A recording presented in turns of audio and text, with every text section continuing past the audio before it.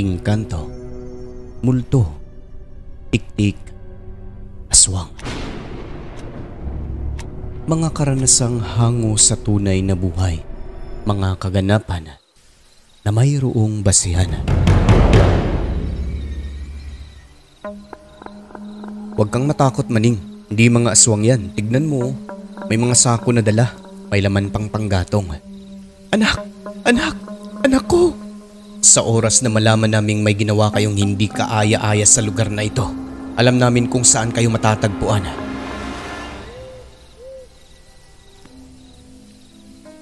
Mahilig na mahilig po ako sa mga horror stories. Kaya araw-araw, nakikinig ako sa programa nyo. Noon pa man, kahit mga maliliit pa lang kami, kahiligan na naming magkakapatid ng nanay ko ang makinig ng mga horror stories sa radyo. Galing din po kami sa pamilyang may mga karanasan sa aswang na ngayon ay nais kong i-share sa inyo. Ako nga pala si Abing at may ibabahagi akong kwento. Bago ang lahat, huwag kalimutang mag-subscribe bilang suporta sa ating channel.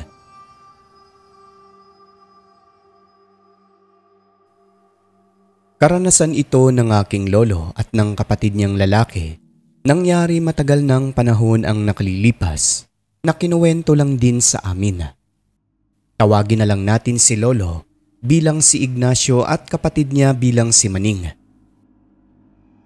Nasa 25 anyos na si Lolo Ignacio nang mangyari ito at 22 naman ang kapatid niya. Dalawa lamang silang magkapatid, nakatira sa isang lugar na kung saan malayo sa kabiasnan. Sobrang tahimik at tanging mga awit lamang ng ibon ang iyong maririnig. Mga ingay ng kuliglig sa hapon at gabi na parang nagsasagutan. Payapa ang pamumuhay nila dahil pagbubukid ang hanap buhay.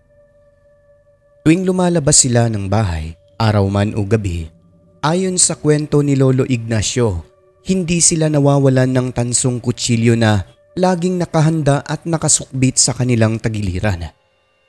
May mga suot din na kwintas, pangontra sa mga masasamang nilalang partikular sa aswang. At ayon sa kwento, bago manakop ang mga Espanyol at Kastila ay wala pa umanong aswang. Sa madaling sabi, sila ang nagdala sa bansa natin. Noong mga panahon na yon, may mga insidente talaga tulad ng biniktima ng aswang. Karamihan mga buntis ang sinasalakay at pinapatay. Binubutas ang tiyan tapos bata lang ang kukunin sa loob. Kung walang buntis, mga batang maliliit. Ganon daw kabangis ang mga aswang sa panahon nila lolo. Sa paglipas ng panahon nun, dumami at kumalat pa ang mga aswang sa iba't ibang panig ng bansa dahil sa hawa at yung pagsalin sa binhi nito. Hindi raw po namamatay ang isang aswang kung walang tatanggap dito. May mga lugar noon kinalolo na sinasabing pugad daw ng mga nilalang na ito. Karatig lang mula sa kanila kaya ang mga tao na malapit dito ay mayroon talagang mga pangdepensa. Araw man o gabi, sa tuwing lalabas sila ng bahay papunta sa mga bukid o sa kung saan man na lugar na tahimik ay mayroon talagang proteksyon na tangan. Ang tatay naman nila lolo, mayroon po yung kaibigan na isang bantog na albularyo sa lugar. Tinatatakutan sila ng mga aswang pagkat hindi basta-basta ang kaalaman kung paano itaboy at makipaglaban dito. Nakasanayan na nila ito simula nung nagkaroon ng aswang sa lugar nung mga bata pa lang. Kaya naman sanay talagang makipaglaban. Ang mga kaalamang taglay natutunan sa kaibigang albularyo ng tatay nila lolo na sa mga Kastila rin daw galing. Sila ang nagdala ng aswang sa bansa, sila rin ang nagturo kung paano iwasan, itaboy o kaya'y puksain. Isang araw, inutusan si Lolo Ignacio at kapatid niya ng tatay nila na magtungo sa gubat upang mamutol ng mga punong kahoy na gagamitin sa pagbuo ng kulungan ng baboy. Sa pagtungo nila roon ay dala nila ang kanilang mga proteksyon sa masasamang nilalang. Dala rin ni Lolo yung langis na kumukulo kapag may masamang hangin sa paligid. Lahat ng mga gamit nila may bulong na mga buhay na salita. At habang binabaybay ng dalawa ang daan, meron silang namataan na dalawang lalaki na may bitbit na sako. Ang isa, may lamang mga kahoy na panggatong. Kuya Ignacio, may dalawang matanda paparating. Ungay. Kuya, mukhang magpapatuloy pa ba tayo? Siyempre naman. Natatakot ka? Oo kuya. Huwag kang matakot maning. Hindi mga aswang yan. Tignan mo. May mga sako na dala. May laman pang panggatong. Dumiretso lang ang magkapatid. At nung makasalubong na nila ang dalawang matanda, bigla umano itong lumihay o yung umiwas sa wikang Tagalog na tila ba may naamoy sa kanila dahilan ng pag-iwas ng mga ito. Patay mali lang si Lolo Ignacio pero alam niyang may mali sa dalawang matanda. Pagkalagpas ng magkapatid, dali-dali namang naglakad ang dalawang matanda na akala mo natatakot sa kanila. Kuya, bakit ganun ang reaksyon nila? Hindi man lang sumagot ng binati mo. Oo maning, mukhang hindi tayo magtatagal dito. Uuwi agad tayo. Bakit kuya? May napansin ka rin ba sa kanila? Oo, may kutob akong hindi tao ang mga yun. Paano mo nalaman? Hindi mo ba napansin? Parang wala lang sa isang matanda yung bigat ng sako na pasan niya. Halika, tignan mo ang langis oh. Bumubula ng todo kanina. Ngayon konti na lang. Hawakan mo. Mainit nga Kuya Ignacio. Kaya hindi normal na tao ang mga yun. Uwi na lang kaya tayo kuya. Mamaya na. Maghahanap lang tayo ng puputuli na isa. O yung kakailangan sa kulungan tapos uuwi na agad. Balikan na lang natin nila tatay pagputol na. Pero baka bumalik yung dalawa. Hindi. Hanggat suot mo ang kwintas at habak dyan sa bewang mo maning, hindi makakalapit sa atin ng mga aswang. Hindi mo ba napansin kanina? Umiwas sila. Oo nga kuya. At saka kaya pala naramdaman kong uminit kanina yung kwintas ko. Yun na pala yun. Tama ka. Palatandaan maning na mga aswang ang dalawang yun. Kaya wag mong hubarin yan. Pakiramdaman mo. Kung iinit merong masamang hangin sa malapit. Tara na at nang matapos na tayo. Sige, tara kuya. At nang makaputol na sila ng isang puno na sapat para sa ginagawang kulungan ng baboy ng kanilang tatay, agad nang umuwi ang dalawa. Sa puntong ito, hindi sila dumaan sa kanilang dinaanan kanina kung saan may nakasalubong na dalawang hinala ni Lolo Ignacio ay mga aswang, kundi doon sa bahaging nababalot ng matataas na halaman at mayayabong na talahib. Bakit tayo dito dumaan kuya? Dito lang kasi baka makasalubong natin ulit yung dalawa eh. Mamumutla ka na naman. Sagot ni Lolo Ignacio sa kapatid niyang halatang natatakot. Ngunit habang gumagawa sila ng daan sa bahagi na yon, nagulat ang magkapatid dahil sa bandang unahan, bumungad naman sa kanila ang ibang grupo ng kalalakihan. 3 ang bilang, isa ay bata pa na bigla na lang tumayo at naglakad palayo.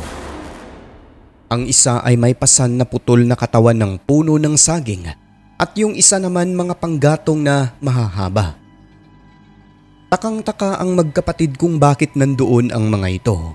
Hinala ni Lolo Ignacio. Kasamahan din ang mga yon ng dalawang matanda na may dalang sako dahil halos magkapareho ang wangis. Aanhin nila yung maliit na puno ng saging kuya. Hindi ko alam maning, pero siguro gagawing pagkain. Kuya, bakit kaya sila nakarating dito? Yan ang hindi ko alam. Hindi sila taga rito, di ba? Tama ka. Baka taga kabilang bundok, napadpad lang siguro para mangaso. Maghanap ng pagkain. Tingin mo kaya kuya, aswang din yung 3. Mamaya na lang natin pag-usapan yan. Tara na, magmadali na tayo. Nagmamadali na ang dalawa hanggang sa makarating sa kalsada. Ayon kay Lolo, mga aswang din daw ang 3 yon dahil bumula naman ang kanyang langis sa bulsa. Kapansin-pansin din sa kilos na parang umiwas sa kanila. Pagdating sa bahay ay agad nila itong sinabi sa tatay. Sagot nito, baka nangaso lang. Pero tay, Bumula talaga yung langis kanina eh. Uminit din po yung mga kwintas namin. Di ba kuya? Sigurado ba kayo dyan? Opo tay, totoo po. Puntahan mo si Bernardo at balikan namin yung lugar. Agad na tumalima ang magkapatid. Kasama ang kaibigan ng kanilang tatay na kapitbahay lang din naman. Binalikan ng mga ito ang lugar na sinasabi ng magkapatid. Ngunit paikot-ikot na lang sila roon. Hindi na nakita yung mga taong tingin ni Lolo, mga aswang na kanilang nasalubong sa gubat. Hanggang sa may mga kabaryo silang dumating at nagsabi, may mga taong kahina-hinala sa isang kuweba roon kung kaya lahat sila ay nag-usap-usap at agad na tinungo ang kuweba para malaman kung sino at kung ano ang pakay ng mga ito sa lugar. At nang makarating na nga roon, mahinahon na kinausap nila ang mga taong ito na mga aswang sapagkat uminit ang kanilang mga kwintas na tangan sa katawan pagkatapos ay bumubula pa ang langis. Halatang takot din daw ang mga ito sa kanila at sa mga kasamahan ng tatay nila na puro may mga pangontra. Nakita rin ni Lolo Ignacio yung mga nakasalubong nila sa gubat pati na yung may pasan na putol na puno ng saging. At nang pinasok nila ang kuweba, nandoon lang din yung mismong saging na yon, pinatong sa maraming tumpok na dahon. Kinausap ng tatay nila Lolo Ignacio at ng mga kasamahan nilang mga ngaso ang isa sa mga aswang na parang pinakamataas daw na leader sa grupo na yon. Batid naming hindi kayo mga normal na tao. Anong pakay ninyo sa lugar namin? Naghahanap lang kami ng makakain. Anong makakain? Ano ba ang kinakain ninyo? Tao. Dediretsuhin ko na kayo. Alam naming mga aswang kayo. Kung ayaw niyong magkagulo tayo rito, umalis kayo sa lugar namin. Hindi nakapagsalita ang aswang sa sinabi ng tatay ni Lolo. Palingalinga ito sa paligid at tila takot na takot sa tatay nila na nag-iwan ng pagbabanta sa mga ito. Inuulit ko, lumayas kayo sa lugar na ito at wag na wag kayong magkakamali. Hinding-hindi niyo magugustuhan ang kaya naming gawin sa inyo. Wala naman kaming masamang pakay dito at hindi naman kami masamang aswang. Naparito lamang kami para maghanap ng mga hayop sa gubat. Tulad ninyong mga tao, kumakain din kami, nagugutom. Sigurado kayo hayop lang. Pero bumalik kayo sa pinanggalingan ninyo. Huwag niyong gawing pugad ng aswang ang gubat namin dito. Nagkakaintindihan ba tayo? Aalis na kami. Sa oras na malaman naming may ginawa kayong hindi kaaya-aya sa lugar na ito, alam namin kung saan kayo matatagpuan. Pagbalik namin dito bukas, dapat wala na kayo rito. Tara na, mga kasamahan. Mga anak, muwi na tayo. Nilisan na nila ang kuweba. Balak nilang balikan kinabukasan para masigurong wala na ang mga aswang. Ganon sila magtrato ng mga aswang sa lugar na yon, Sir Alex, kasi yung tatay daw ni Lolo noon ay mayroong kaibigang mga aswang. Hanggat sa maaari, walang gulo na mangyayari. Pagdating sa bahay, yung isang kabundok na kapitbahay ay nandoon sa bahay nila Lolo, kausap ang nanay nila. Nalaman nilang humihingi pala ito ng langis na galing sa bantog na albularyong kaibigan ng tatay nila na pinapainom sa mga may sakit. Pasensya ka na, Mari ha. Naubusan kasi ako sa bahay. Ano palang nangyari sa bunso mo? Bigla na lang nanamlay. Lagi na lang nakaupo Hindi sumasagot kapag tinatanong. Ay, ganyan naman ang bata. Baka may lagnat. Hindi naman kasi malamig naman ang katawan niya. Ganun ba? O sige. Eto, ipainom mo na agad at nang gumaling na ang anak mo. Salamat, Mari ha. Ay, sasauli ko kapag nakapunta ako sa albularyo. Nako, wag na. Walang anuman yan. Tuloy na ako at malayo-layo pa ang aking lalakarin. Mag-iingat ka. Matapos makakuha ng langis ay agad nang umuwi ang kapitbahay. Ngunit wala pang isang oras, umiiyak ang mga ito bumalik sa bahay nila Lolo Dala yung anak na hindi na gumagalaw at sobrang putla ng katawan. Tapos nakabuka ang mata. Buhay pa naman ito pero parang hindi na humihinga. Hindi umiinom ng langis kaya pinatulo na lang nila sa bibig. Ngunit matapos noon ay mas lalong namutla ang bata at hindi na talaga sumasagot kung kaya nataranta na silang lahat. Nang dahil doon ay agad na pinasundo ng tatay ni Lolo ang kaibigan nitong bantog na albularyo. Pagdating sa bahay nila, pagkakita pa lang sa bata halata sa mukha nito ang takot at pag-aalala habang sinasabi ang mga katagang Jesus Mariosep at inaamoy naman ang katawan ng bata. Kailan lang nangyari ito? Kanina lang po umaga. Diyos ko, hindi naman tao ito. Itapon niyo sa bintana yan. Anong ibig niyong sabihin, Kaisko? Isang ilusyon lamang yan. Puno ng saging ito, hindi ang anak mo. Ha? Paano po nangyari? Ipapakita ko sa inyo. Hindi niyo ba napapansin? Amoy palapa ng saging na nabubulok. Galing po kasi sila sa ilog. Mahilig kasi yan dumikit sa mga puno ng saging. Ipinakita sa kanila ng albularyo ang totoong larawan ng sinasabi ng nanay na anak niya. Totoong saging nga ito, pinutol galing din sa ilog. Agad din namang nagkaroon ng ideya sina Lolo na yung nakita nilang mga aswang sa gubat maaaring may koneksyon sa pagkawala ng bata na kapitbahay nila. Tanong ng albularyo, ano bang nakita ninyo sa gubat, Ignacio? Kasi po, Manong Isko, yung tatlong nakita namin sa talahiban, meron po yung pasa na puno ng saging ang isa. Yung saging din po na yun nandoon pa sa kuweba, nakita namin sa loob, nakapatong sa makakapal na dahon. Alam po naming aswang yun kasi kumulo yung langis namin. Tapos uminit din po yung aming mga kwintas, di ba? Di ba, tatay? Tama. Totoo yan, pare Isko. Dahil pinuntahan talaga namin ang kuweba. Kung ganun tara na, magmadali na tayo. Wala na silang sinayang na oras. Agad nang nagtungo sa kuweba sa pagbabakasakaling maabutan pa nila ng buhay ang bata. Ngunit pagdating doon, sobrang tahimik na ng kuweba kaya napaiyak na lamang ang tatay ng bata. Nawawalan ng pag-asang makita ang anak na pinalitan ng puno ng saging ng mga aswang. Nang mga sandali na yon ay nagbabalak na ang albularyo na tugisin ang mga ito sa lugar nila upugad ng mga aswang. Pero nang pumasok sila sa loob ng kuweba, merong nakitang batang nakahigang natutulog sa tumpok ng mga dahon. Naririnig pa ang hilik ng bata kaya ganun na lang ang pasalamat ng tatay nito. Yung pwesto niya, yun din po yung pinaglagyan ng puno ng saging ng mga aswang. Anak! Anak! Anak ko! Agad itong niyakap ng tatay at nagising din naman ang bata pero sobrang hina ng katawan nito at halatang umiyak ng matagal dahil sa hitsura.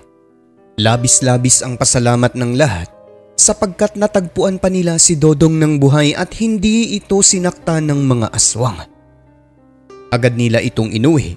At matapos makakain at painumin ng langis, bumalik sa normal ang kulay ng bata. Kinabukasan, nalaman nila ang tunay na pangyayari nang magkwento na si Dodong. Bakit ka nakarating sa kuweba, Dodong? Sinong nagdala sa iyo roon?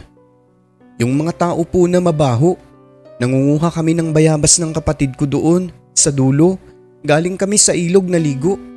Kumuha lang ng sungkit si Junjun. Tapos dumating yung dalawang matanda. Sinukat-sukat nila sa akin yung saging na putol. Kinausap ako kung saan daw si mama kasi may tatanong sila. Tapos Junjun, sige, magkwento ka pa. Ayun, hinawakan niya po yung noo ko. Tapos yun, sobrang antok ko na. Hindi ko na alam ang nangyari, nakatulog ako. Nagising ako, pinapasan po nila ako sa gubat. Na habang nagkukwento ang bata, panay naman ang tulo ng luha ng ina. Ang ipinagtataka nila noon ay kung paano nalapitan ang bata gayong meron naman itong pangontra sa katawan. Yun pala, naiwan ito sa pinaglagyan nila ng damit sa ilog kung saan sila naligo. Simula noon, mahigpit silang binilinan ng albularyo na kahit anong mangyari, maligo man o hindi, wag na wag tatanggalin ang mga proteksyon sa katawan. Hayaang mabasa, total matutuyo lang din naman. Sobrang importante yun sa lugar nila na halos lahat ng karatig na baryo ay may pugad ng mga aswang.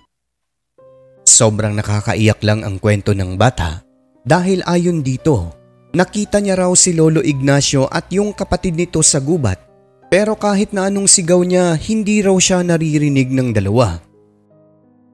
Yun pala, sa paningin nila Lolo Ignacio, ang bata ay isang puno ng saging. Dahil umano yun sa ilusyon na ginamit ng mga aswang.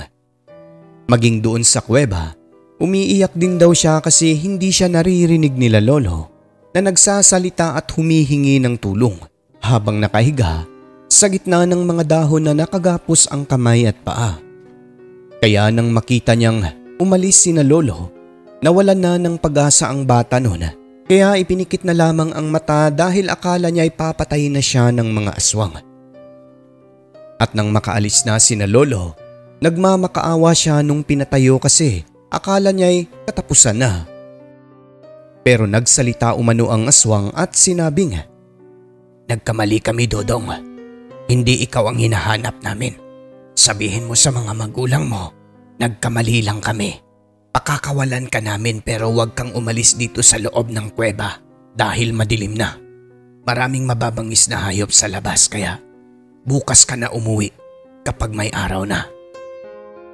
Matapos noon, tinanggal ng mga aswang ang gapos ni Dodong at umalis na ang mga ito.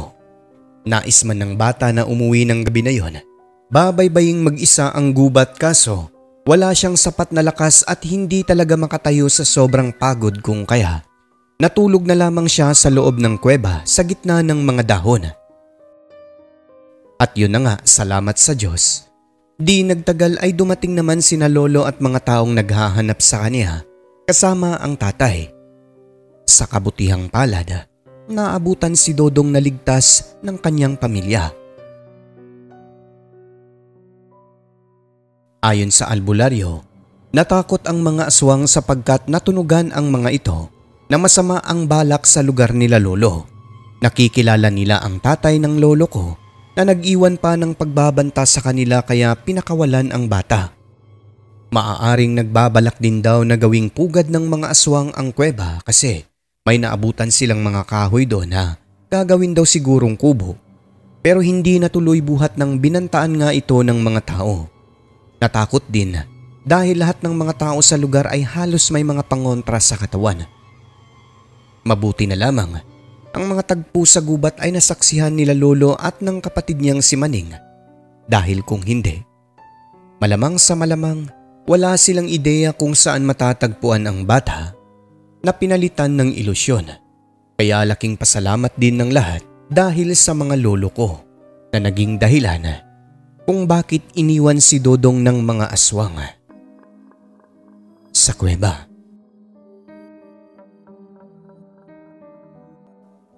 At dito na po magtatapos ang aking kwento.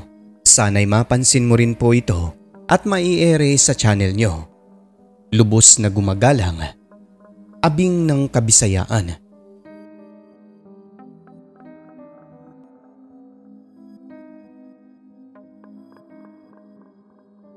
Ang mundong ating ginagalawan, nababalot ng hiwaga at kababalaghan na tanging ang Diyos lamang ang siyang may kasagutan. Ako po si Alex at ito ang Southern Mindanao Creepy Experience.